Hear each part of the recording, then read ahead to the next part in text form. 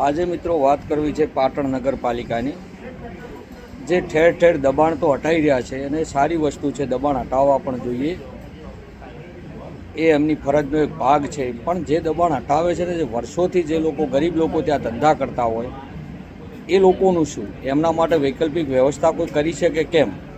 કારણ કે આજકાલના તો નવા આવેલા તો છે નહીં, વર્ષોથી ધંધા કરે છે. દબાણ હટાવવું જોઈએ 100%, આપણે માનીએ છીએ, ટ્રાફિક થાય આ તે, પણ જે લોકોની રોજીરોટી એ નાના ધંધા ઉપર હતી એ લોકોનું શું થશે? એમનો કોણ વિચારશે? જે રોજે હોનું લઈ અને હોનું ખાતા હોય એવા લોકોનું શું થશે? એમની ચિંતા કોણ કરશે?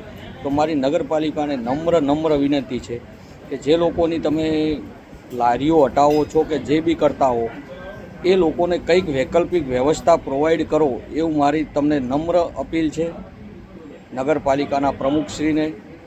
જય હિન્દ, જય ભારત.